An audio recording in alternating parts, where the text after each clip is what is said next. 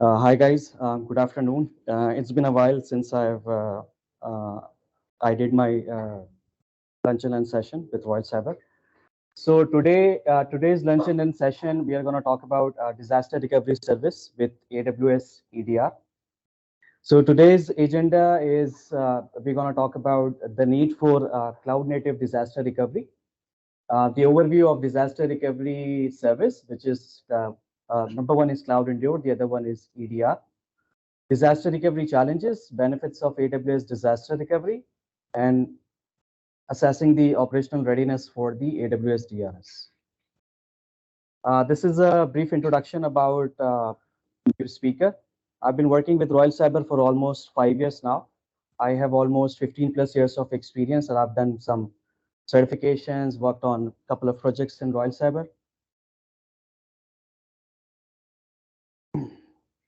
All right, overview of disaster recovery. So some of you may already know what disaster recovery is, but those who don't, to give you an example, your application or your IT system infrastructure can go down unexpectedly due to any circumstances. It can be power outages, it can be a malicious attack on your application, and it can be anything, right?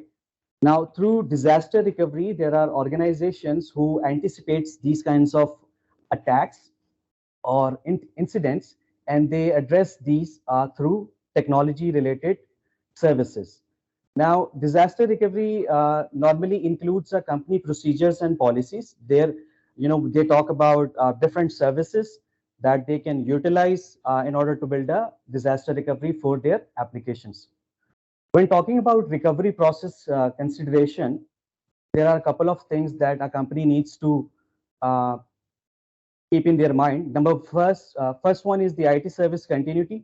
You need to make sure, I'm going to give you a summary that you need to make sure that the IT service for your application will run smoothly regardless of any issues that you might face with your application, that you have a well set up backup sites for your application. You have recovery time objective RTO defined and RPO recovery point objective defined for your applications. So cloud-based disaster recovery drivers are basically some of the drivers which actually motivates you why you should go for AWS based or any cloud-based disaster recovery solution instead of on-prem. So a couple of things to note here when comparing it with the traditional disaster recovery service is that it improves the recovery objectives to meet your business requirements. You will have a consolidated report for your DR strategy for your multiple applications. This includes your infrastructure as well. You can do the threat analysis, and based on that, you can also create uh, a disaster recovery or a DR site for your multiple application. You can protect a large scale and compute intensive workload. You can also build, so those, it's ideal for those engineers who don't have any expertise on cloud. They are mostly working with on-prem services, so they will also get an opportunity to work on cloud with respect to setting up the disaster recovery. Total cost of ownership reduction, DR site hardware refresh, and disaster recovery providers contract challenges such as Royal Cyber. I'm going to talk about this more in the next slides. So the need for cloud native disaster recovery. Here you can see that there is a traditional versus cloud-based comparison between disaster recovery. So traditionally what we are seeing, and we are actually working with a couple of customers within Royal Cyber, who also has not only on-prem infrastructure, but on cloud as well. So what we have seen so far is that in order to set up a traditional disaster recovery setup for their on-prem environment, they actually need to invest into hardware. So for example, they already have a production server running for one of their application, and in order to create a DR for that application, they need to purchase another hardware, another server, and set up a DR for it.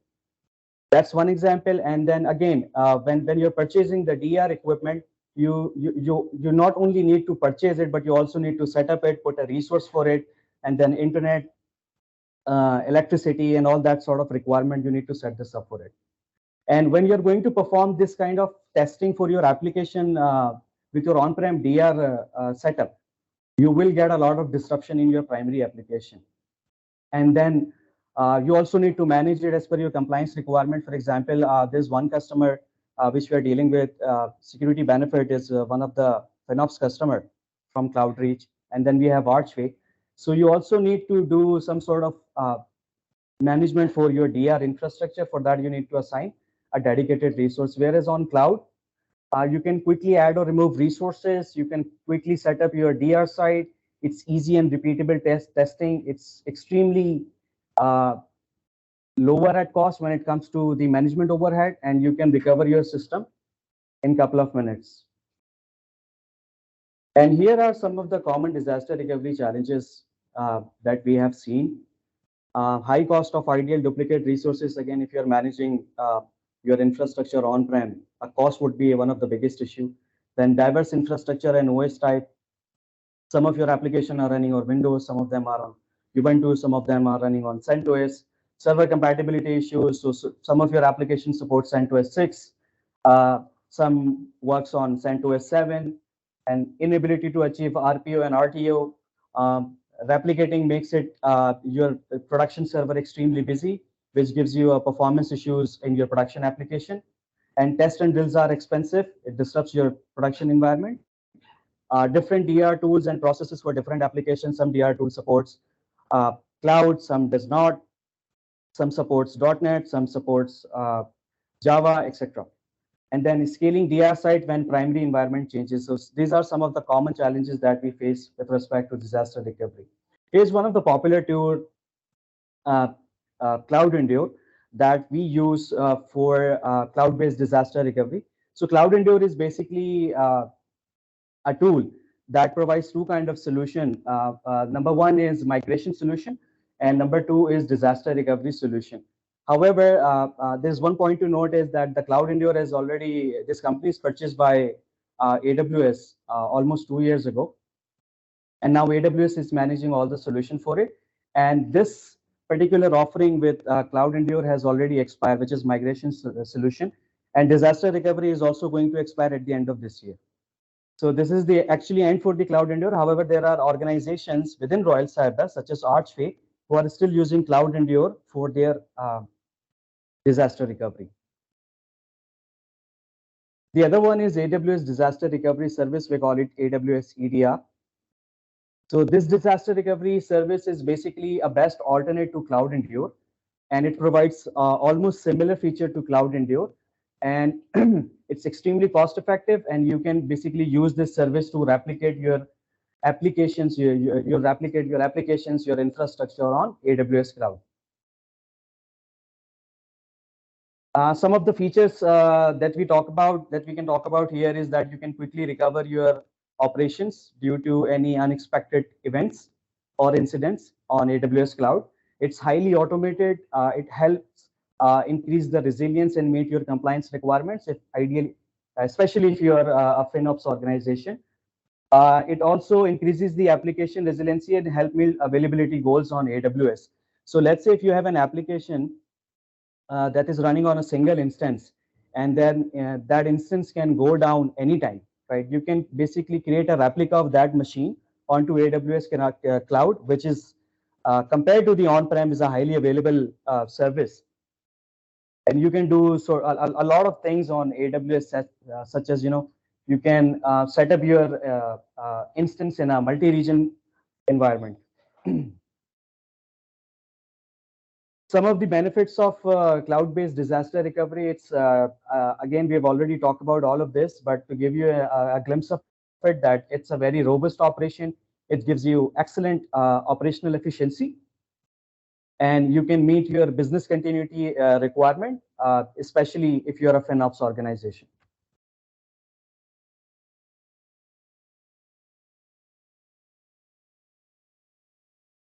Again, some of the benefits for a cloud-based disaster recovery, especially EDR, is that it's highly flexible, it's reliable, it's highly automated. One of the best features that we have seen using this service is that it can replicate from any source. Even if you have a 20-year-old application running on-prem, you can still replicate that application or migrate it to the AWS cloud. It supports a wide range of OS applications and databases. You can remove the ideal side. It has robust operation. RTO and RPO can be done in seconds to minutes, depending on the size of the application. You can recover from from any kind of incidents for your application, and you need almost little to no skill set to run this service on AWS cloud. Anyone who is having a basic level of understanding of cloud can actually set up this service, and it gives you a very unified process to test, recover, and fail back. Right. Last but not least, some of the EDR use cases. Again, EDR is one of the disaster recovery service on AWS cloud, and some of the use cases for which you all can actually utilize this service is that, let's say if one of your customer is having a very critical application on-prem and you want to migrate that application to AWS EDR, or you want to set up a sort of a DR setup for that application on AWS. So it can do that. So regardless of the source, whether it's on-prem, whether it's on Azure Cloud, Oracle Cloud, Alibaba Cloud, you can do the migration from, your source can be X and the destination would be AWS. It can also do cloud to cloud, and it can also do AWS region to region. So if you already have a resource or an application running on North Virginia, you can do the replication for that application or instance in a different region, such as Oregon.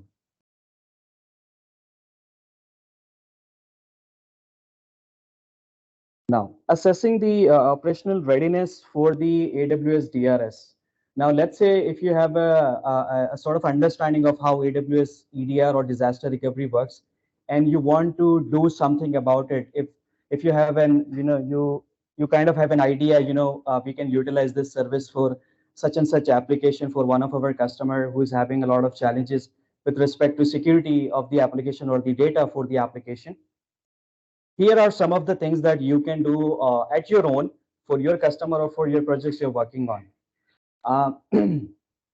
You first need to determine the RTO and RPO. RTO and RPO is nothing but the recovery time objective and the recovery point of objective.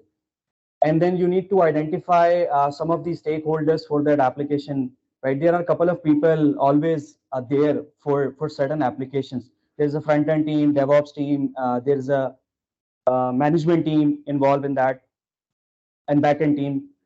And then you need to establish the communication channel, talk about your plan that you want to set up a DR for XYZ application, and then collect all the infrastructure related document, all the document related to the application as well, and then choose the right technology. Here we are referring to AWS EDR.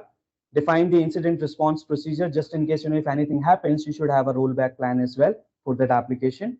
And then define the action response procedure and verification process.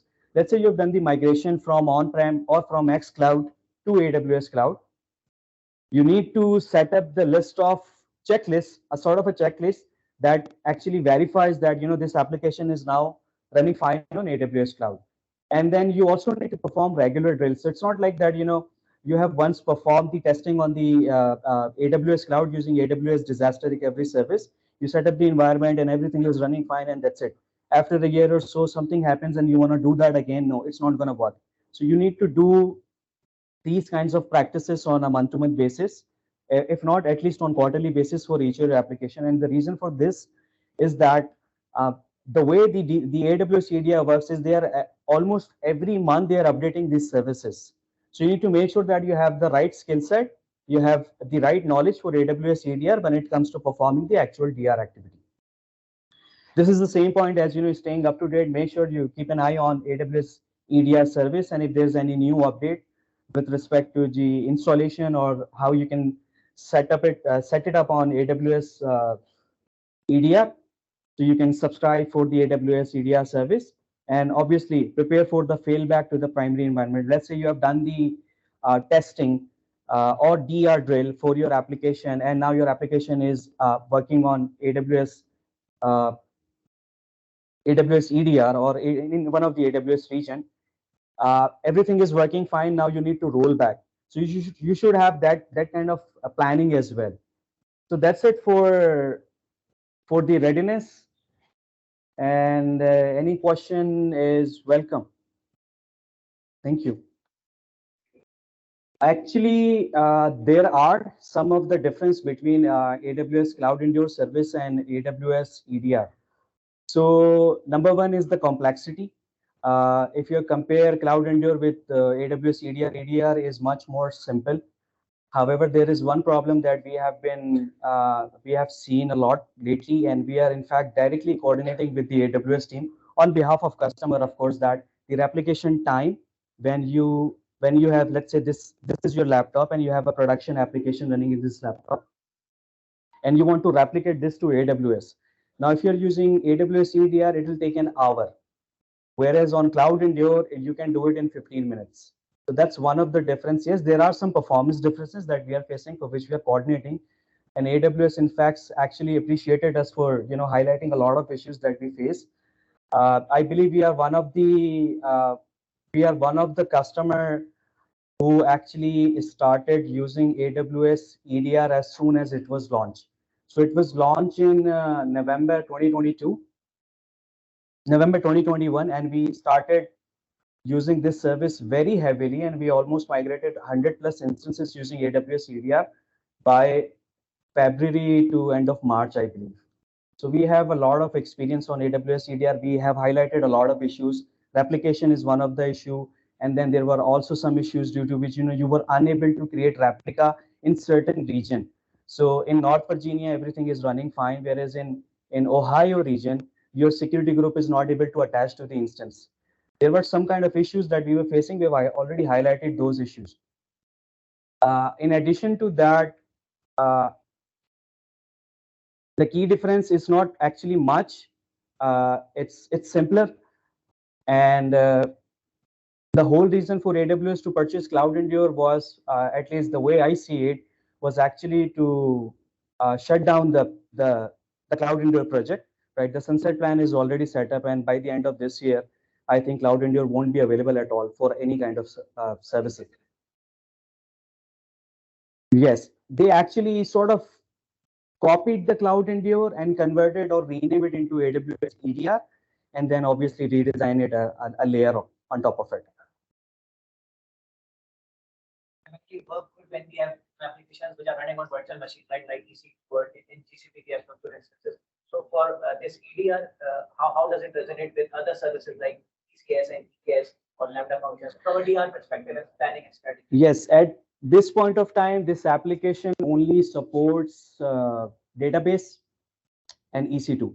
So if you have a microservices running under EC2, yes, you can do the replication. If not, then unfortunately, at this point of time, it does not support. There's a lot of work in progress.